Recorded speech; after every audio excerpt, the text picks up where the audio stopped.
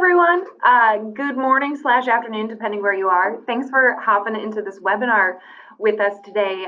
So today we're going to be talking about the best practices for promoting student engagement in your classrooms and using Packback as a vehicle to do that.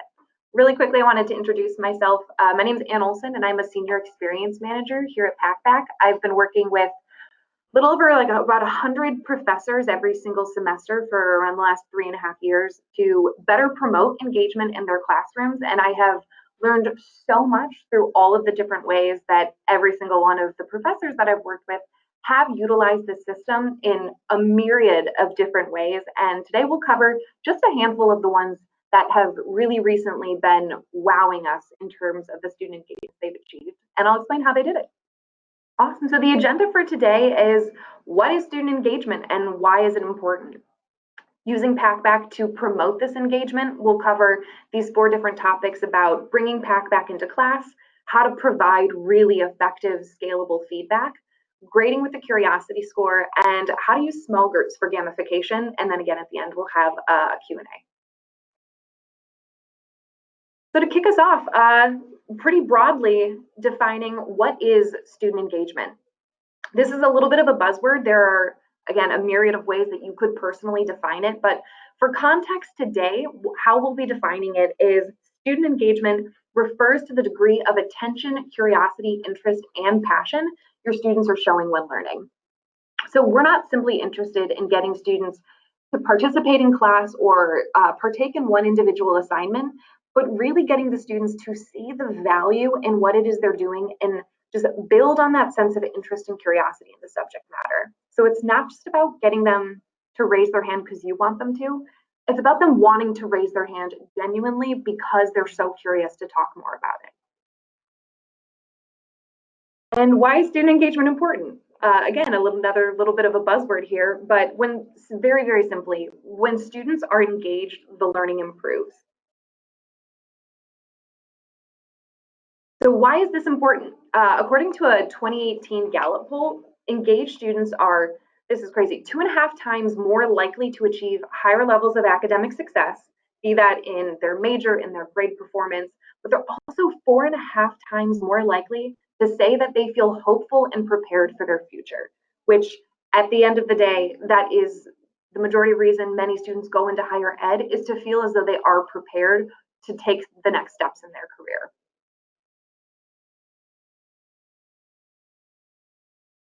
So you can start to think of student engagement as a starting point for building this application and critical thinking skills. You need engaged students before you can actually improve upon these skills, because without that level of engagement, it's all just going to be surface level.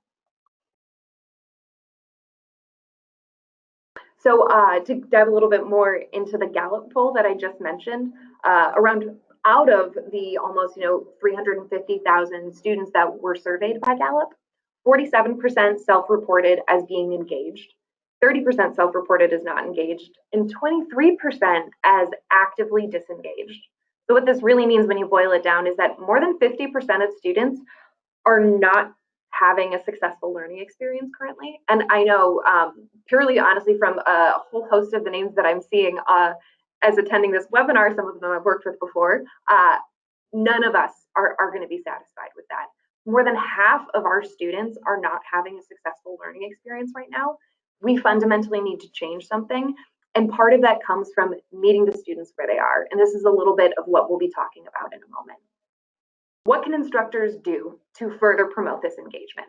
So I know probably all of you are already utilizing a host of different ideas here, and I'm just going to touch on truly 4 of the most immediate ideas that came to my mind when we started to talk about this webinar.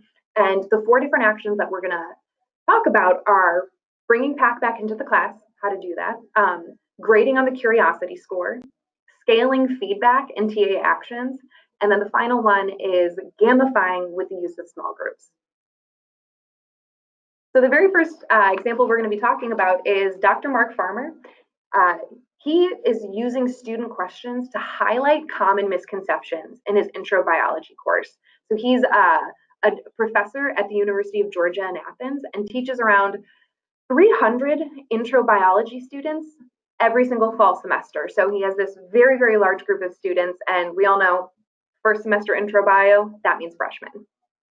And with that, a lot of the conversations that we'll tend to get is on how do I actually bring Packback into class? What does that mean? What are the steps for doing this? And Mark had this, he came to me after I think about like 2 or 3 weeks of the semester last fall and said, I was noticing a lot of these questions that my students were asking were not all of the way there. And some of them were engaging in some pretty common biological myths that we hold true. And what he did was he created an entire PowerPoint pulling in Packback questions and then debunking these myths for students. One of the questions was, could we terraform Mars? And he brought in GIFs and images and textbook graphs as well to really show students how their exact question correlated directly to the material that they're learning in class. And so what this did was it not only gave voice to these students who very, very much so needed to be seen, but it also opened up this conversation live in the classroom. So students were able to then follow up on the theory that Mark was explaining more thoroughly. They were able to ask more questions. They were able to even claim like, oh, this was my question. It's so cool that it's being brought up. But what this really does is it just purely recognizes the work that your students are doing that, if unaddressed, can really feel like they're doing this work in a vacuum, in a void. So being able to bring in a question, even as simply transitioning into another topic, as praise for amazing research or in-class content that they're referencing. But what it really does is it just simply says, I see you and I'm here for you. And that kind of positive reinforcement is incredibly hard to measure. And again, as many of you know, when you have a few hundred students in a classroom at a time, the majority of time, that's what they feel like. They feel like 1 in 300. And so if you bring in one of their questions, if you praise the work that they're doing, they then feel like 1 in a million in a completely different way. And you can see with this blue hand up on this post here, Mark was praising this comment as well. So it's not only bringing Packback into the classroom, but maybe bringing your classroom into Packback a little bit as well. The next case study that we have here is from Alex Gaynor. He teaches a whole host of economic courses at the University of Alberta in Canada. And Alex has used Packback in about, I'd say, 4 different courses at this point, ranging in size from 60 students all the way up to around 500 or 600. So he's sort of run the gambit in the class size experience. And what he and I really learned over the past year or so of working together, that the ability to give timely feedback to your students on Packback can completely transform the student experience. And so what he and I have worked on is building a TA feedback report that is updated bi-weekly for transparency and accountability. And what this looks like is that we're providing scalable feedback, which is in and of itself huge, but it also maintains quality and expectations, again, from 60 to 600 students. So every week, all of his TAs across his sections are required to provide anywhere between 5 to 10 pieces of feedback.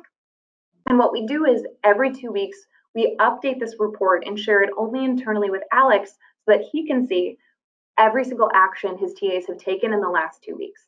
And what this provides is, again, just that accountability and transparency so that we can also understand the quality of work and the quality of feedback the TAs are providing to students, which, again, don't need to tell anyone here this, being able to regulate the quality of TA work and feedback is incredibly difficult. And there are a whole host of ways that you can do this. But this Packback TA feedback report has been essential in us just understanding how are the TAs actually engaging, how are they living up to their expectations of this role. And what's amazing is that we can all see the feedback that's been provided to the students from the TAs on Packback. So what's great here is that the TAs also know when one of their colleagues has already provided feedback to a student. So, they're not getting hit with 4 or 5 of the same piece of coaching feedback and feeling really down on themselves. It spreads this out to everyone in the class so that by the end of the semester, absolutely every single one of your students should have received at least one piece of feedback from someone other than a classmate, or the Packback AI. And this is something that's incredibly scalable. My third case study is focusing on Jean Marie Higgins from Penn State, and it's about how to grade while using the curiosity score. And this is a very, very interesting format that I've utilized with, I'd say almost a vast majority of my professors now at this point, and it's created incredible changes in student engagement, student buy-in, but the biggest difference is behavioral changes. Because as we know, the curiosity score is not grading on content, it's incentivizing impactful behaviors that just make you a more successful student.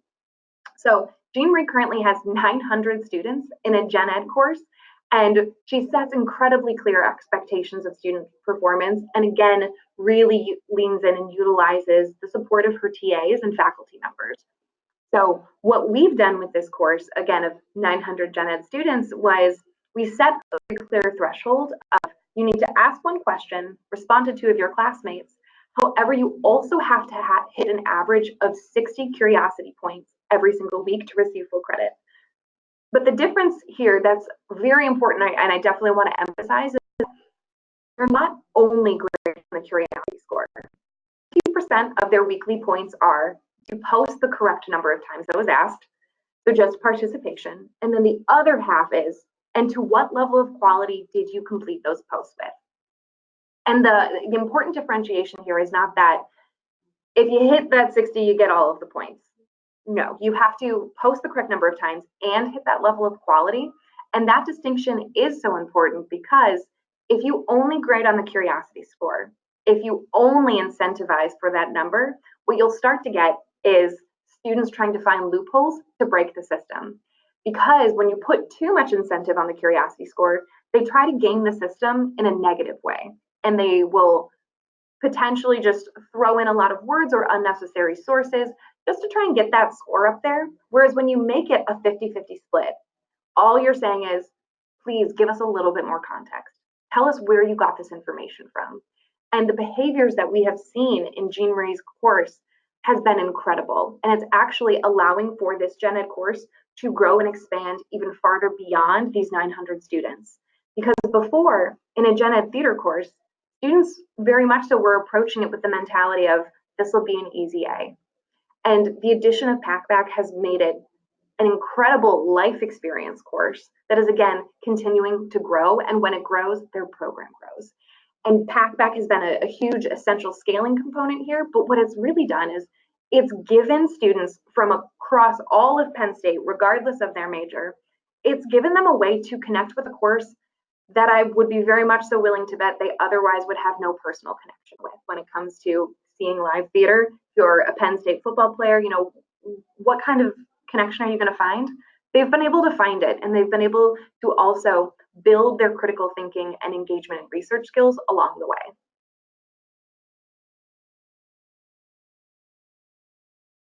And the final case study that we'll be talking about is with Jadrian Wooten, again, also at Penn State. He has 1,100 students in a micro-econ, a Principles of Micro-Econ course. And what he does is we've split up his students into, actually, I think I did the math wrong here, into around 10 small groups, around 100 to 150 students each. And the TAs guide each group individually, so they all have their own group that they focus on, they coach. This provides, again, a lot of scalability and organization from a management and TA standpoint.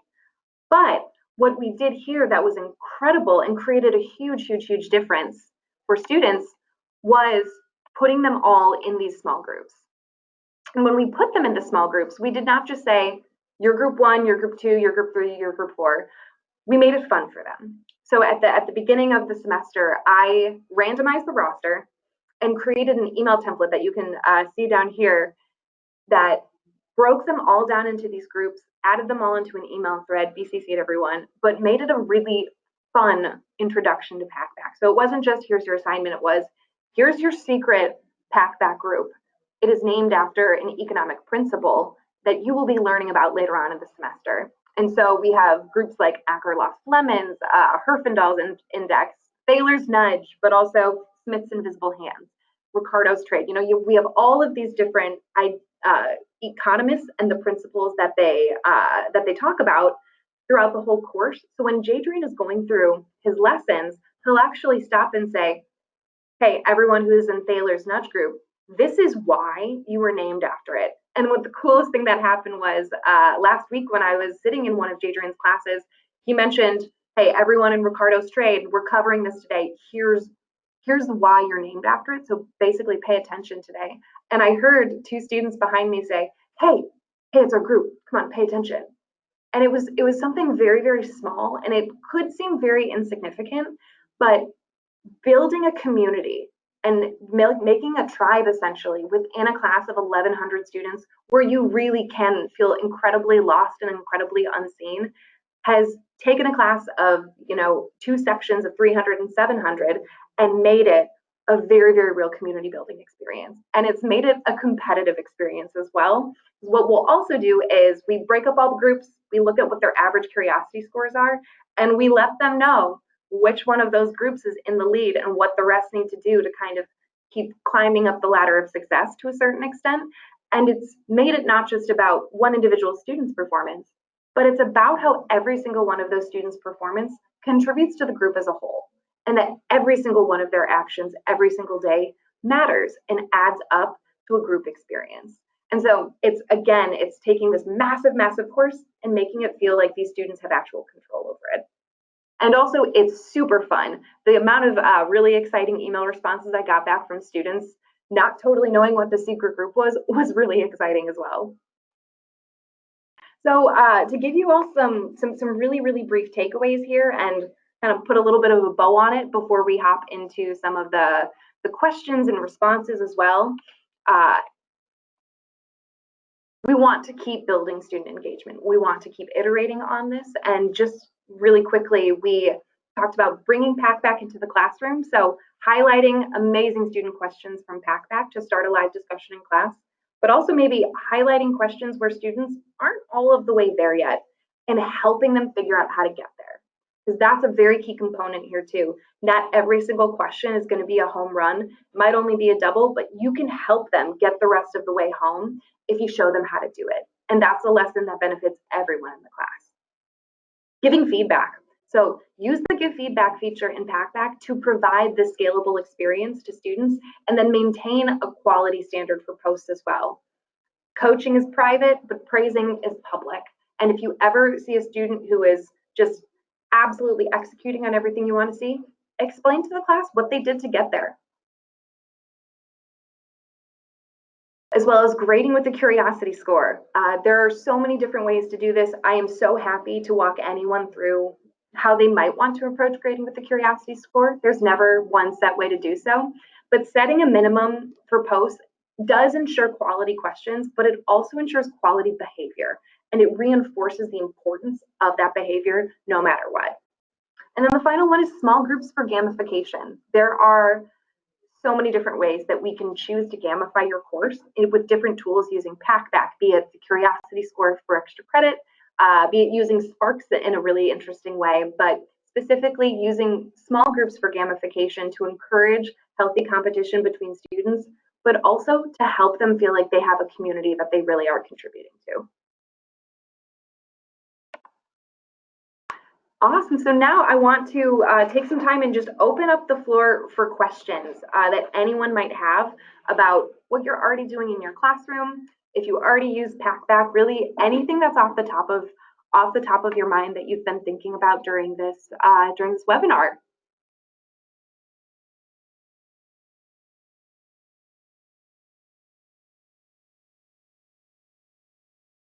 Awesome. How can you scale feedback if you don't have TAs? That's a really great question.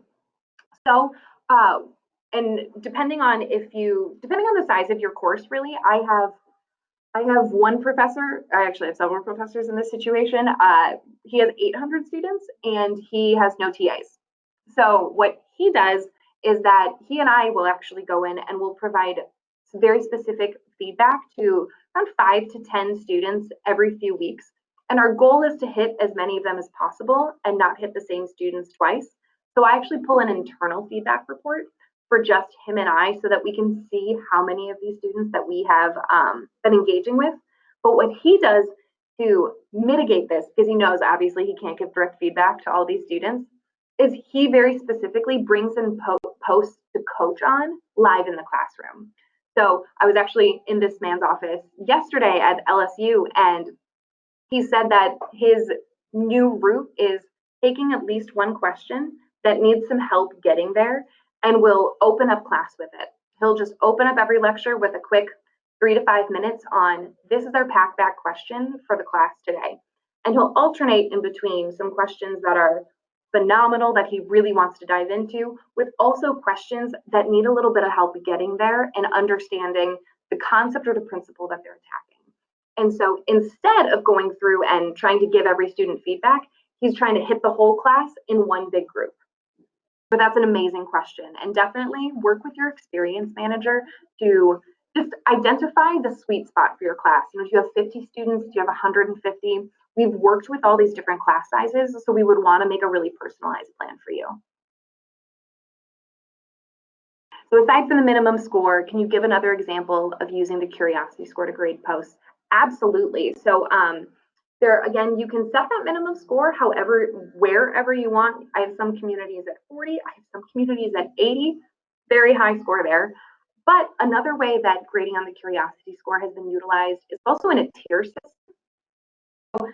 A few of the communities I work with will have conditional curiosity score grading. So you can get full credit if your average score is between, typically it's 100 to I think 70 points. And then breaking it down from there, you get 3/4 of your credit if it's between 74 and 50 points. And then breaking it down from there, you get half credit if it's in those lower tiers of the curiosity score. You can scale it down as well by utilizing the whole score. I also have a lot of faculty who will use it as extra credit. So not using it entirely throughout every single post, but letting them know, hey, you know, whoever has the top 10 highest average curiosity scores by this point in the semester, you'll get 1 or 2 points of extra credit. You know, you can decide on that numerical breakdown yourself, or again with your experience manager to make sure it hits that right spot. But first of all, students will do anything for extra credit, and it is incredibly fun to have these extra credit spikes sprinkled in throughout the semester, because what it also does is it creates engagement spikes. To your students, when they realize that these different moments are going to be happening, you can have the engagement spike up because they know that the more consistently that they are engaging of a high quality, the more likely they are to get that extra credit. Because when you incentivize on what their average curiosity score is throughout the term, they can't just have one really good week of posting. They have to be doing it every single week. So what you're doing is you're very subtly influencing their behavior week over week. And then, sure, it's for that extra credit, but they're going to be building those skills because they know that it's important every single week. So that's a very good way of doing it, any sort of form of extra credit. I also have instructors who will offer an extra credit question where they provide an in-depth theoretical or concept-based analysis question. And in order to receive extra credit, students have to respond and hit a minimum of 80 or 90 curiosity points within that one specific thread. And so that's a really good, easy way to do an extra credit assignment that's based in the curiosity score, but it's also isolated.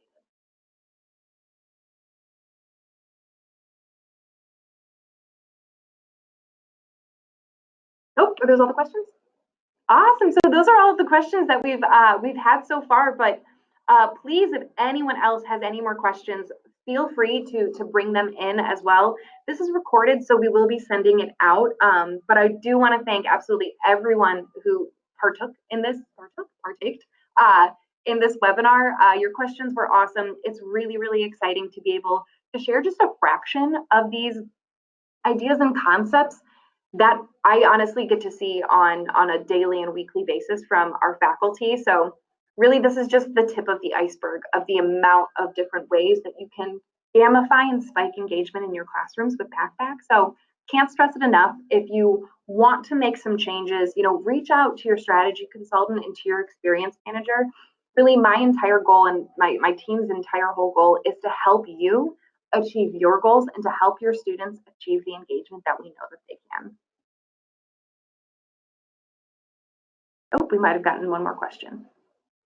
Oh, awesome. That was just a message. But please, yeah, I'll make sure everyone here has my email address as well. Again, I've been doing this for so long. I kind of just want to pour my brain out into a packet and deliver it to every single faculty member, because there's no shortage of amazing ideas that you've all had, and that we've all even stumbled upon together. Any way that we can help, we always want to. Have a really awesome weekend. Thank you so much for joining us. And I really hope that we get to hear more from you.